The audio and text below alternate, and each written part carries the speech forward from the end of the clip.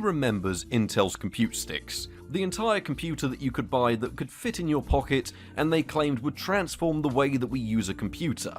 Well, I've not just got one, I've managed to get one brand new and in the box from 2015. Right, so today on the channel I've got something that I've been looking at getting a hold of for a little while now, because those little Intel compute sticks have always fascinated me, but for some reason people are still asking absolutely stupid money for them. But fortunately, one night I was scrolling through CEX and I found one apparently listed in A condition for just £36. Now, it had no pictures on the listing, it didn't have any other information, it just had a few basic specifications and said Intel compute stick. So it's about time we got this opened just to find out what they've sent me. Now, it's worth noting this was sent in A condition, but A condition in CEX is a little bit wayward at some stores. My local store will only take A condition if it is pretty much brand new in box. So this could be in any state. I didn't actually check which store it came from. I think it was one of the more northern stores from what I remember, but hopefully we've got something that at least resembles a compute stick. We in? We're in. So there's our receipt there, and here is our compute stick. So let's see what we actually get inside here. Is it the compute stick as it was meant to be? Oh, it actually is! Well, I half knocked over my camera, but it does look like we've got an Intel compute stick in its original box for about £36, which, for how much one of these costs, is actually pretty good value. I'm not too sure what variant it is, but we can at least see what it says on the box, which is something fun and interesting to be able to do. So we've got our security notch, micro SD card, USB 2 port, the actual specifications that matter, the quad-core Intel Atom processor, which is pretty cool, Windows 10, I like the asterisk next to Windows 10, 32 gigs of storage, 2 gigs of RAM, Intel remote keyboard ready. It's actually quite a lot of power, and we do actually have the date on it as well. It was from 12th of September 2015, which makes this a 10-year-old product now. Before the whole mini PC craze, this was your option. You could get an Intel compute stick, and I'm fairly sure we all remember the excellent Greenham gaming video, which is what made me originally aware of these, because they did offer some at least budget computing prospects for the fact that you've got an entire computer on a stick. That's mostly what they had going for them. But let's see what's actually inside and see if we can do anything with it. I'm assuming we just pull this. Yes. Oh yeah, amazing. We get McAfee Antivirus Plus. That's so good. The compute stick itself, which has still got the original plastic on it. Well, this might have fallen off the back of a lorry and made its way into CEX eventually after many, many years. Still got the original little dongle bit on it. That's all it is. It's an entire computer that you plug in like that. I love these. They're fascinating. You even get the little telling you what each bit is. What else do we get? Everything's still bundled. That's our power plug.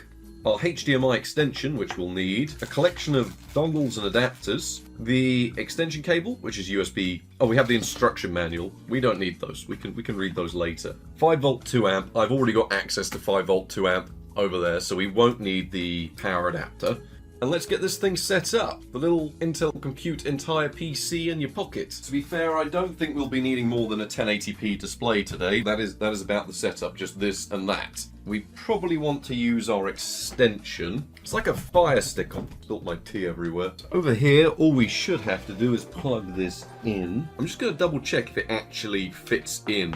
Right, that does actually just fit straight in the bottom of a monitor, which is nice to see. We will use the extension though, just so we can see what this thing's doing. I don't know if they have a little fan inside. I think they must. That's the compute stick plugged in. Now we should just need to add power to this, so we'll use the included cable. The thing is, they were selling these in A condition cheaper than B condition, which is why I bought it, because it was about £10 cheaper, because I'm guessing they just don't get them in stock in A condition, because why would you? It's 10 years old. Power goes in here. It's got a blue light on it now, so if we move this over so you can see it, and it's already turned on. Is that it? You just give it power and it turns on and goes to Windows 10. Right, let's get a mouse and keyboard out. We'll need an extension for all of this because we only have USB 2, and I have no idea how eMMC handles the modern world, but so we have one USB port and we'll just extend it out like this. This is such a good design when you have to add all of these dongles and gizmos, but hey, it was cool at the time. It was cool 10 years ago. And I'm sure the Bao Long King adapter will do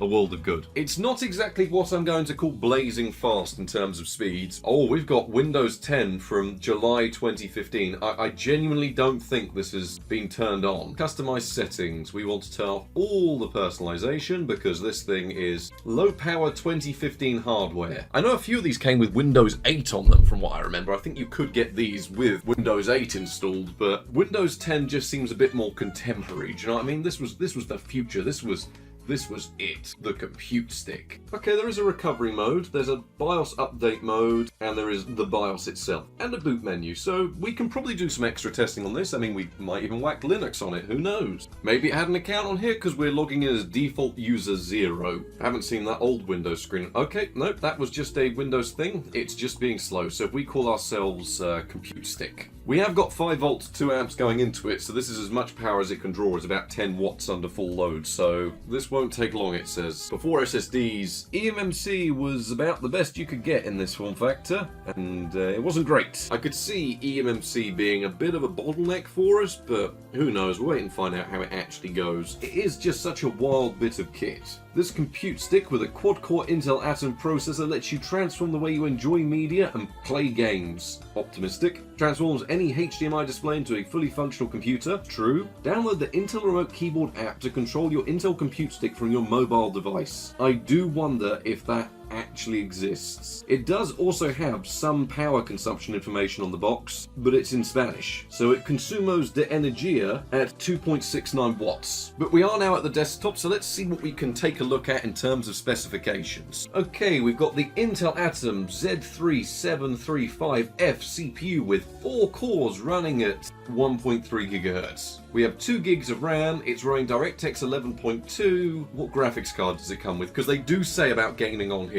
Yeah, gaming on the Intel HD graphics. I'm so curious what the specifications of the Intel HD included on here are. So why don't we plug in an SSD and see if it's able to figure that out? It is turbo clocking. It's running at 1.6 GHz. None of this looks particularly hopeful. I genuinely think this might actually be brand new, or if not pretty close to it, because it's not running any patches. Windows 10 build 10240 is the original final release of Windows 10 from July 29th, 2015. The original public launch of Windows 10. Well, what we're going to want to do first is to stop this from updating at all. We're going to want to disable Windows Update. This will only get worse if we let it run modern Windows. We can maybe try later on putting Windows 11 on here for a bit of fun, but out of the box, we don't want to be dabbling around with updates. We just want to use it. I'm fairly sure the Intel Atom is a 64-bit processor, but usually the bootloaders are locked down to only allow 64-bit versions if you manually enable or emulate them. It's a weird setup, I've done it before. It's just a bit of a mess to play around with. Okay, Windows Update is done, but we're all good to go. So in a second, why don't we connect this online, try and do something. Now, one of the first things I want to do is actually go online and download CPU-Z and GPU-Z and just see what this thing's actually doing. It's also just so odd seeing this version of Windows 10 because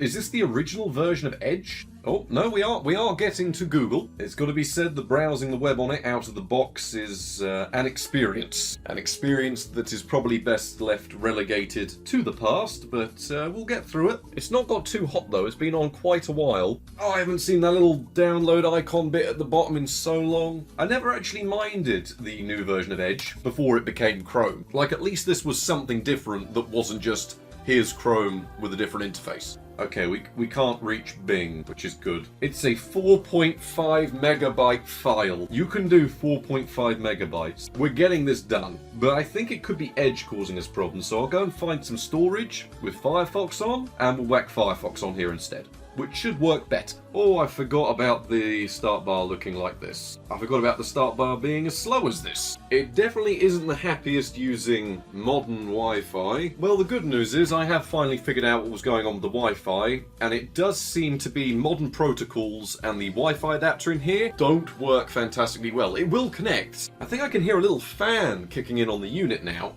And of course we will go over the specifications properly when we can, but for now we can just take a little quick look at them and see what we're actually dealing with here. So in terms of the processor, it is a Bay Trail CR version, which I think was the low power version of the Intel Atom, used in a lot of tablets, so it makes sense why they've used it here. And of course we do have the 4 cores which are capable of boosting up to around 1.6 gigahertz from what I've been seeing. Memory, we've got 2 gigs of DDR3 running in single channel. That bodes well for the gaming they claimed it could do. Single channel DDR3. And how exactly does it score in a stress test? Let's just monitor the boost clocks. And we have dual core performance of 126. This is why you don't update Windows on here. And single core of 32. We know those aren't good scores. 2 ROPs, 2 TMUs, 4 shaders. It does support DirectX 11 somehow. DDR3 running in single channel. And from what I remember of clock speeds, these run at about 600 to 650 megahertz. No Vulkan, nothing like that. And in fact, despite this being a 2015 device, well, the graphics card says all. This is a 2013 graphics card that has been cut down. It has 71 megabytes of dedicated memory. Are there any updated drivers for this? 2,000 people looking for drivers. Intel got nasty about this and removed old first-gen compute stick drivers. Bad customer service. I have the same issues as you as far as needing drivers. I can't imagine a single reason why Intel would want to abandon this. This seems ridiculous. Why on earth would you abandon such a great idea? No, but really, they should just keep these hosted. They might not be proud of things like this, but at the end of the day, it is so useful being able to get the drivers for this. Let's just see how it handles decompressing files. CPU usage has gone through the roof. The little fan has kicked in. It's probably going to spend about as much time as it did downloading to actually unzip the files that we wanted it to, but it's not the end of the world. I haven't seen that screen with the elephant and the flying carpet in quite some time. But I do believe these can be useful. I do believe they can still do something. I want to believe, because they were cool. When they came out, they were cool. I saw the video, we all saw the videos, we all saw the marketing, we all saw the advertising, and I'm sure all of us thought, that's pretty cool. An entire computer that is still smaller than an SSD. Okay, we do get a few options. Yeah, it was never the most advanced driver set. I think our next step is to run this through 3D Mark, get some sort of score on where it places itself against modern hardware, and then we crack on with the video. We try and actually do some tasks on this. We want to test media, video editing, we want to test games and the benchmarks. There's a lot I want to test on here, and then ideally, if I get the time, Linux and Windows 11. Okay, will Steam install? Come on. Oh no, maybe they haven't dropped support just yet. I'm fairly sure I heard them talking about dropping support for 32-bit, but apparently it will still download a 32-bit client, even on this ancient version of Windows 10. I'm just so curious if it will still log into Steam. It does go to show that Windows 10 was quite lightweight when it came out. Steam will no longer be supported on Windows 10 32-bit in 51 days. It has got the countdown. There is a new countdown of Windows 10 being the last version. Yes, it's not going to run. In fact, you can still upload results from this, so we'll get 3D Mark 2005 and just get a baseline figure of how it performs so we can crack on with the rest of the video, because I am so curious on how it performs out of the box. When it came to 3D Mark, unfortunately we weren't able to get any reading whatsoever, and the reason for this, well, there's absolutely no way to get the current version of 3D Mark available on Steam to launch on a 32-bit operating system. No, genuinely, it only ever seems to include the versions of 3D Mark and the tests included that run on 64-bit systems. Fortunately, this wasn't the end of the world for us, because we can still run 3D Mark 2005, which, yes, is quite out of date even by the age of this system, being from exactly a decade before this system would even become something that even exists, but you get what I'm trying to say. At least we're able to run it. And how exactly does it run 3D Mark 2005? Well, given I haven't got much in the way of scores to show you, what I can tell you is that it seems to perform around sort of a mid-range PC from around 2003 to early 2004. Not exactly spectacular, but it did power through it okay. More surprisingly was the CPU side test, which just goes through and renders everything without GPU acceleration, and that went on to show us that we did actually have a rather competent processor, which I really wasn't expecting from the Intel Atom. I also don't think 3D Mark 2005 does much at all in the way of multi-core, so it was quite impressive to see it at least doing something. So at least we now know performance is around a sort of early 2000s computer, admittedly one that hardly uses 2 to 5 watts. But what does this actually mean in terms of specifications? Well, this is the original Intel compute stick, the original one they launched, which went under the model name STK1A32SC, which is certainly something that rolls off the tongue. It comes with an Intel Bay Trail based Atom, which comes with 4 cores, 4 threads, and a 1.3 GHz clock speed. It can of course boost up to around 1.6, Intel claims 1.8, but even utilizing high power mode on this stick, I never saw that clock speed once. We have, in terms of graphics side performance, the Intel HD Bay Trail variant, which we've already gone over the specifications of, and is about as bad as Intel HD ever got. This is of course hindered by the fact we have 2GB of DDR3 memory, which is soldered onto the board itself, and runs at a 1333 MHz clock speed in single channel. So that tells you all you need to know about that hampering our graphics side performance. It's locked to a 32-bit bootloader, so generally you'll see most of these for sale with a 32-bit operating system. There are ways to get 64-bit versions on there, and we will be getting into that later on in the video. And in terms of power consumption, even by today's standards, it is remarkably efficient, using around 2 to 5 watts depending on load. I picked this version up for about £36, but honestly I got lucky, because these tend to sell for anywhere from £40 to £60, and even higher than this if you're unlucky and there's not many for sale at the time. I would imagine by now you've also gathered that this is actually a relatively okay performing device when it comes to general usage. Now, we did do a little bit of testing in that beginning section where we were setting it all up, but what you need to know is out of the box running Windows 10 from 2015 with eMMC that hasn't degraded at all. Don't worry, I did some testing on the eMMC later. What a funny word, eMMC. Anyway, besides the point, what you need to know is, out of the box, even in 2025, yes, it's not going to be insanely fast, but it was still usable. Now, it was worth mentioning that I do know that later versions of Windows 10 completely decimate the 2GB of RAM that this actually comes with, and put so much load onto the processor and the I/O of the machine, it can become completely unusable. But these older versions of Windows 10 that people were still running on things such as a hard drive even, well, they tend to work okay on something like the compute stick. So for your basic web browsing, your Word tasks, things like that, as long as you're not doing too much at once, well, it does still handle it okay, and being a quad-core, you can do a decent chunk of multitasking. So I didn't really notice a great deal of slowdown. I knew it wasn't as speedy as other systems I use, but even the most basic systems of today, you can guarantee the first thing I'm doing is plugging an SSD in there, because older storage technology, I just can't be bothered to wait around for things to load when the storage is the limit and there's such an easy solution there. But it does work fine out of the box for day-to-day tasks. Now, I have gone through and got this thing set up as best as possible for the next stage of testing, which is of course the benchmarks. And it was the stupidest thing ever to capture this, because I was thinking, well, how am I going to capture this? And then I remembered, hang on a second, it is just a PC on a HDMI stick. So we just plug it into the HDMI port of the capture card and we should be all good. But for some reason it just wasn't too great to capture, and it wouldn't give me any actual scaling options. This didn't matter which version of the drivers that I used. I tried a newer version, I tried an older version, and no version let me actually control the scaling. No matter what I had it set to, it would always want to do GPU scaling and only display it as an integer scale. You know, which makes sense because for business and office use, you want clarity. But sometimes, for gaming, you just want to do, you know, the same image but scaled up. This will only display the exact pixels it's sending. So if it's sending 640 by 480, you're only going to be seeing 640 by 480 with no way of stretching that up. Fortunately for you and the magic of editing, you won't be able to tell that. But for some of these benchmarks, I was in tiny windows and things like that. But anyway, I'm going off on tangents again. The point is, Intel claimed this compute stick can do gaming. They claimed it could transform the way that we game, according to the box that I've got right in front of me. So why don't we find out if that's true, and see if the Intel compute stick is going to transform the way that I game in 2025 with the benchmarks.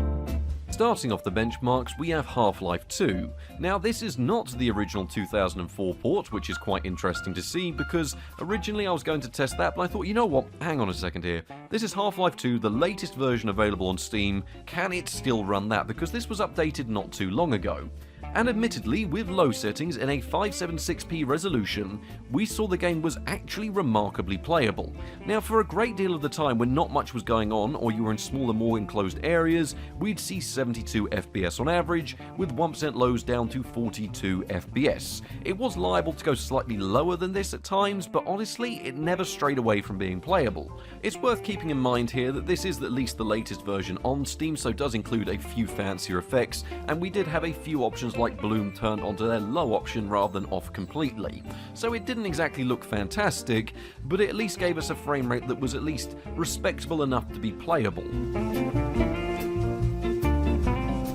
Next up was a test that I was really eager to see, because we've all managed to get Skyrim running on the older Intel HD chips, and for me it was a good way of trying to place just how cut down Intel Bay Trail really is, especially on these older compute sticks. And what would you believe? It is remarkably cut down. Even with low settings in 450p, we only managed to see a return of 16 FPS. Now, don't get me wrong, the frame times were remarkably stable, and I do think with a little bit of modding, we'd actually be able to get this somewhat playable. In fact, you know what? If this was your only option back in the day to play Skyrim, you'd probably give it a good shot. But then again, when I think about it, well, it's not even really a contemporary game, because Skyrim came out 4 years before this device did. But it seems like a fair enough test of how it deals with games of its era. And how does it deal with games of its era? Well, low settings and just above 15 FPS during most of the time. But still, it did launch Skyrim. You could play it like this, but I probably wouldn't recommend it. Next up was a bit more of a positive result, with Fable the Lost Chapters running with medium settings in, get this, a full 720p high definition resolution, and don't get used to it because you're not going to be seeing that much today. But it does give you an idea of sort of the golden era that this is good for. Those games that can just about use 2 cores, I mean Fable the Lost Chapters is very much a single core game, but can briefly touch the other cores at times, and at least you can guarantee yourself that it'll look pretty good and run in and around the 30 FPS region.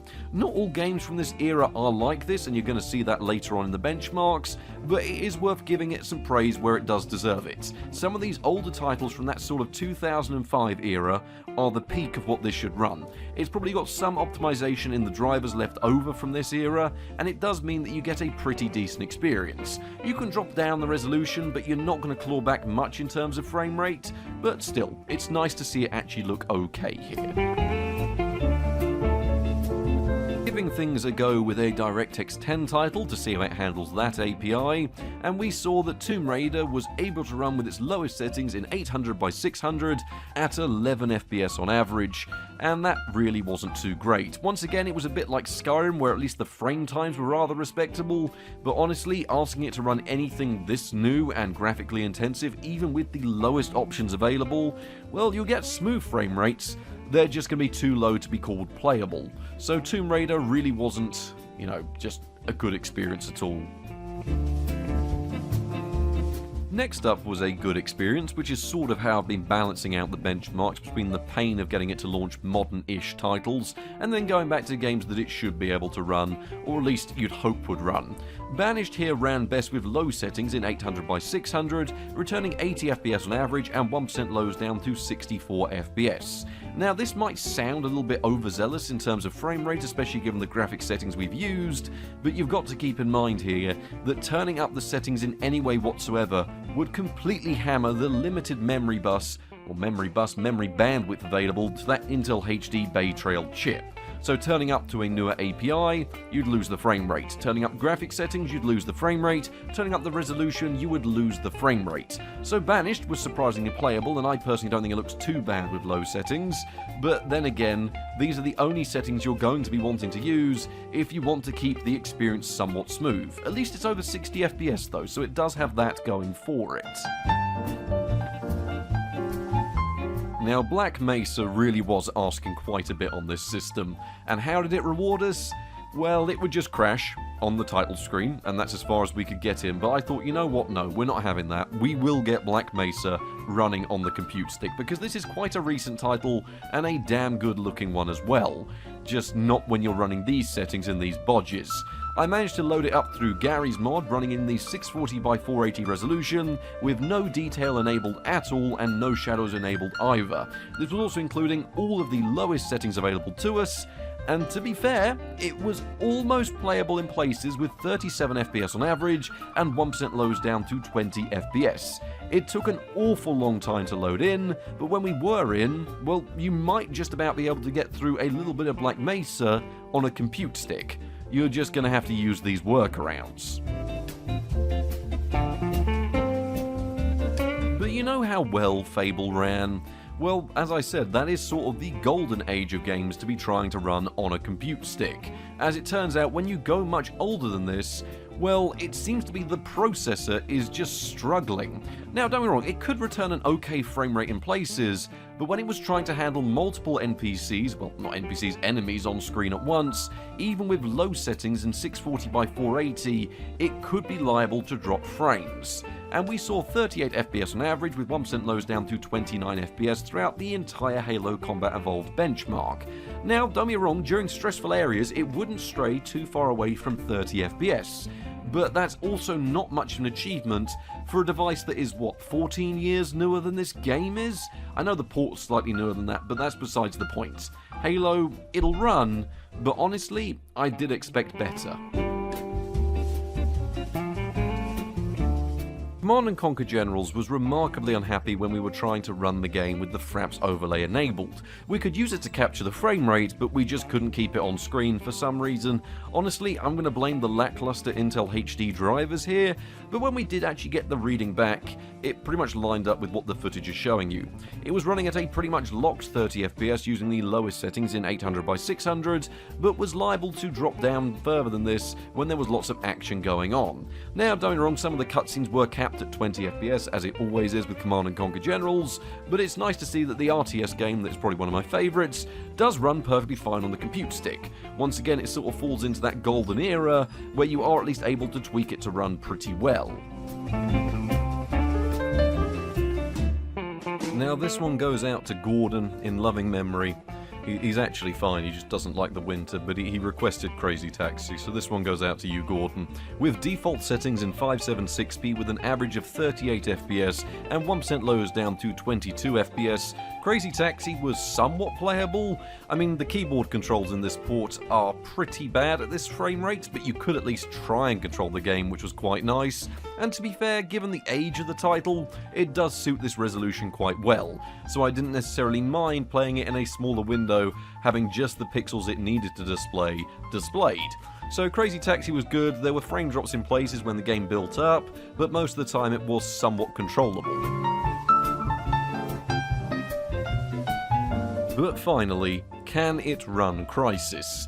Originally I was going to do Can It Run GTA 5, but good luck trying to get the launcher to work on 32-bit Windows 10 anymore. It's just not worth the hassle, especially not with 2 gigs of RAM. But anyway, Crysis, on the other hand, did exceed my expectations. With DirectX 10 actually working, so in some ways this is better than even an RTX 5090, with low settings at 800x600, we saw 16 FPS on average. Now once again, it was a bit like Skyrim and Tomb Raider, where despite being a low frame rate, it was very controllable. It's also worth noting that there's nothing forcing VSync on. There's nothing VSync force or anything like that. It just seems to run this smoothly, even though it's at a low frame rate. I'm going to assume it's because the GPU is massively bottlenecking the processor, but still, at the end of the day, it does appear that Intel's compute stick has transformed the way we play Crysis. And that was Fred the sausage dog, who just brought me another ball that he'd found. And I've hidden it, so he's quiet for a minute while I try and do some voicing over. So yes, overall performance from the Intel compute stick, at least in terms of gaming performance. And given their exact words on the box are, it'll transform the way that I enjoy playing games and getting work done, etc., well, I can't say it's really going to transform much. As a retro PC, its single-core limitations become very apparent in early 2000s titles. Sort of mid-2000s titles that can at least use 2 cores and do have some optimizations from the graphics drivers, well, they worked okay, but anything remotely from the 2010s, it's just not going to run too well. And you've got to remember, this is a 2015 product, so Intel knew they were being a tad optimistic with what they were trying to offer here. It's a nice idea, and it can do some gaming, but as a retro computer, it's pretty worthless. As a mid-2000s computer, well, it's worse than even the cheapest of laptops you can buy, but the novelty of it is really what sells it, because it's a computer that you put in your pocket, and it still does actually do some gaming. So whatever issues I do have with it, well, it can actually do what it says on the box. It doesn't do it well, but it can do it. And I suppose if this was your only PC and you were just using a computer you can fit in your pocket, then yeah, it kind of does transform the way you play games. You won't be enjoying all too many of them, but it's transformed the experience enough for you, so we can give it some props there. Just if you are going to use one of these for games, they really don't serve much of a purpose beyond the novelty of the form factor. But one point that people will be talking about is it is a good media center device. Well, it was 10 years ago. The idea that you could use one of these and it could be a good YouTube system and just go online, watch your videos, and it's all on a HDMI stick that's just plugged into your telly. In fact, even most tellies from 10 years ago can probably provide the 5 volts and 2 amps it requires from a USB port to work.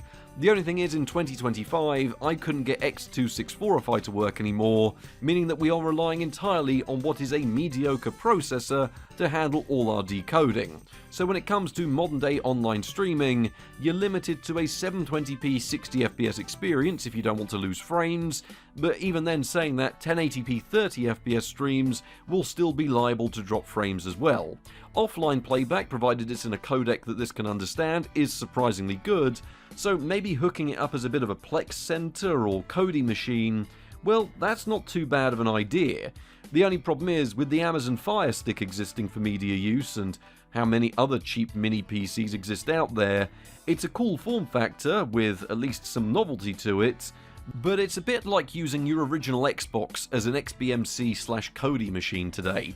Yet it's a cool idea, but there are much better options out there that will run modern codecs far better. Now, yes, it is better at decoding than an original Xbox, but given the form factor, well, it's competing with the Fire Stick, so it really depends on what you want to stream to it.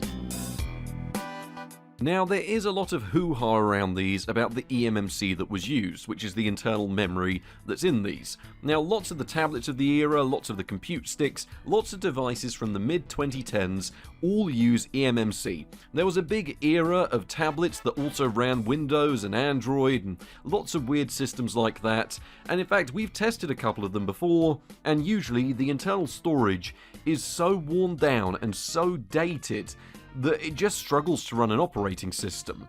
But we can at least verify that back in 2015, when these were new in the box, because honestly, given this thing has had no use, it should have minimal degradation, well, it's not actually too bad of an idea. It wasn't exactly what I'd call speedy, but it was quick enough to use the original launch version of Windows 10. Later versions, of course, that were destined for SSDs already suffer on hard drives and definitely suffer on eMMC. Now, of course, in terms of degradation, there are figures online showing that you can lose about 75% of the performance I've recorded here, and at the end of the day, as much as these benchmarks in terms of performance indicate that it is quite speedy, when it comes to actual multitasking or actually running programs from the internal storage, well, I can already tell you now that using an SSD, just a cheap one, plugged in over a cheap USB hub through a USB 2 port that's also running other devices, was quicker at running applications, programs, and games than even completely non-degraded eMMC storage. So yes, I can appreciate that eMMC wasn't a bad solution at the time, but even then we can quickly see that even with USB 2 limitations, it's still going to be slower than an SSD is over a USB port. So yeah, it'll run your operating system, but the longer you run that operating system on there for, it's gonna slow down. So over on the Windows side, provided you're not running any updates, and if you do get one of these, if you're going to run Windows, make sure you're running the launch version of Windows 10 and you've got it as streamlined as possible. You could even cut down a newer version, but honestly, given the limitations of the hardware, you're probably just better off running the 2015 release of Windows 10 on these. But anyway, we can't test a compute stick like this without at least looking into Linux, because I do want to run some form of Linux on that, and that's exactly what I've gone and done. So enjoy a little segment I've done where we whack Linux on this, and we even get a 64-bit version running. Right, so we're now on to the next stage of testing, and I've got a Linux USB stick preparing itself, so we do have to do some modifications to the system just to ensure that we actually can boot to this, because from my understanding of Bay Trail, and I've dabbled in it before because I've managed to get 64-bit operating systems on them, despite being a 64-bit processor, they run a 32-bit bootloader, and it's sometimes just a nightmare to get around. It can be a monumental pain. So while that's preparing, there's one question these always get. Can you run them off a power bank? So if we plug this in here, yeah, we're on to it. They really weren't lying. This thing draws at most about 4 to 6 watts, so should run off that for a very long time. Right, let's shut this machine off.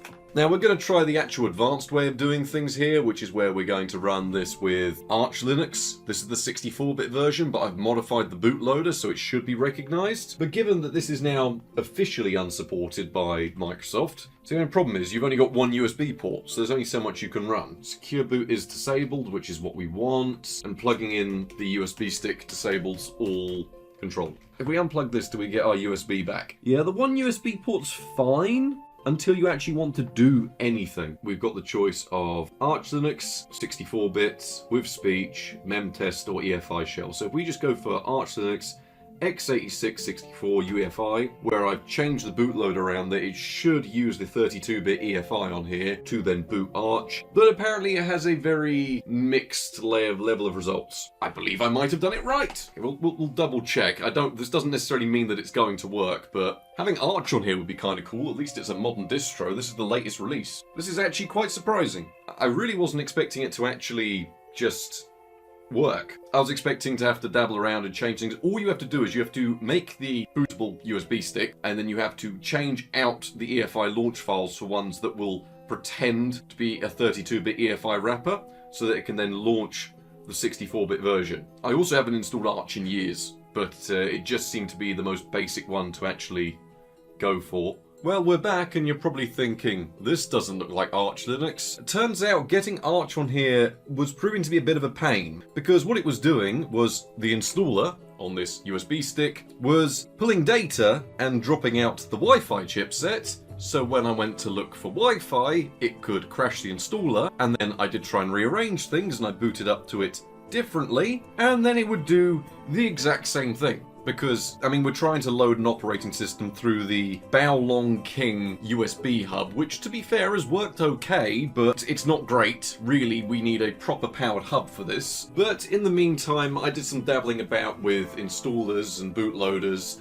and I had an ISO for Elementary OS on hand, which is just fancier looking Ubuntu. So it's nothing fancy, but it just looks fancier than it really is. So I have set it up and installed it, which went quite quickly, to be honest. It does come with a lot of stuff and a nice graphical interface. To be fair, it is actually speedier than Windows still, even on one of the more demanding distros there is out there. To be fair, the Wi-Fi is working better here on Linux than it was before over on Windows. I mean, it's still not working fantastically well because we're still transferring in bytes per second. We're just using this as proof of concept to see how well it runs Linux. So quad-core Intel Atom, yep, all good there. Intel HD, 2 gigs of memory, 30 gigs of storage. This device does not need any additional drivers, so it just works straight out of the box, which is nice. Might even try installing Steam and doing a little bit of a gaming test if people really want, which people are of course going to want to see, because if it is quicker on Linux, it may be able to do a few things speedier, but the old Intel HD drivers on Linux were never fantastic, so I'm not exactly saying this is going to be an amazing experience. Yep, there we go, NeoFetch is now running, so we do have all the information we need. Elementary OS 8, uptime 25 minutes, 1080p resolution, and we're running the Intel Atom and its associated graphics. So it does actually have drivers and recognises it's there. Let's just get Steam on here. Let's give it a sudo command in there and see what it does. Make screen go black. Yes, I broke something. We'll fix that. Well, I've been dabbling around with Linux for a little while now, and I've got to say, it does work pretty good on the compute stick. I mean, you would probably want to be running a more lightweight distro than this, but eventually, you know, we got plenty of applications installed, we got everything running, so I did install a few games like OpenTTD. I did get Steam on here via Flatpak, but it's just not happy. I don't know what's happening. I think it's the Steam web helper is calling on the graphics card, and then these old Intel drivers, as I've said, are pretty much completely naff on modern Linux. You've got no Vulkan support or anything like that, so it tends to lead to some crashes. You can see I have got Steam on here, and the Steam Link app. But yeah, it's been fine. I mean, if we wanted to go to Google, we can go to Google quite easily. The last thing I really wanted to do was launch a game of some sort. But given that Steam is so unhappy launching, we'll probably just go with, like, OpenTTD. Is it actually calling on our Intel HD? Yes, it is. OpenGL Mesa graphics drivers for Intel HD. So yes, Mesa 24.2.8 is the graphics drivers we've got available. This is working. I really, as I said, I can't argue with it at all, because with a bit more tinkering around and probably a better distro, then pretty much quid's in. I'd probably say you're better off running Linux on this than running Windows, unless you really want to do gaming. But yeah, it was only here for proof of concept, a little section, because of course everyone is going to be asking how does it handle Linux. Better than Windows, even on more intensive distros, but you're going to run into problems with this specific set of hardware. Some things work better, like the Wi-Fi adapters. Other things like the graphics card do work far worse. So it's 50-50. Both are good options, but I think we'll call it there for the Linux side of testing. So there we go, Linux does run on the device, and admittedly, if you can deal with the lackluster driver support for the Intel graphics chip, it does run remarkably well. In terms of a day-to-day experience, it is ever so slightly quicker than Windows 10, and this was on a heavy distro, so you could likely make it run even smoother than this. The thing is though, there will always be requests of can we try and make it run Windows 11? Well, unfortunately, I just couldn't make it work. See, the way you're meant to do it is you're meant to make a 32-bit bootloader that launches the installer and then patches in a 64-bit version of the operating system so that Windows can boot up normally, but you can use all the 64-bit features. And I thought, you know, that's a good idea, because then we can maybe run it through 3D Mark on Windows 11. And now I have recorded an entire segment trying to make it to run, but honestly, I was looking at editing it down, but it's just not too fun. The long and short of it is we managed to get the installer to boot, but it would eventually just crash no matter how far we made it in. So Windows 11, not necessarily a good idea. You probably could, with enough tweaking, get it to run, but for today's sake, I just wasn't able to make it work properly on the Intel Compute Stick. So there we have it, Intel's Compute Stick, and I have been meaning to look at these for absolutely years. But as I've said, they've held their price well because of how niche the form factor is. People are asking silly money for these, and if one didn't come up at CEX cheap enough, well, we likely wouldn't have had this video.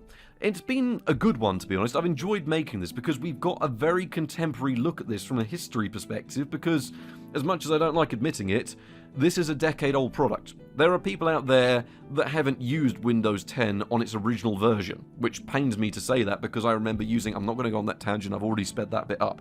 But the point remains, it's been an interesting one, and maybe we'll look at it and put Windows 11 on it if there's enough demand, but I feel like we've covered a good amount. How the Intel Compute Stick performs out of the box, how it handles the modern world in the modern day, how it handles gaming like Intel said it could, how it handles Linux and bodging on 64-bit operating systems.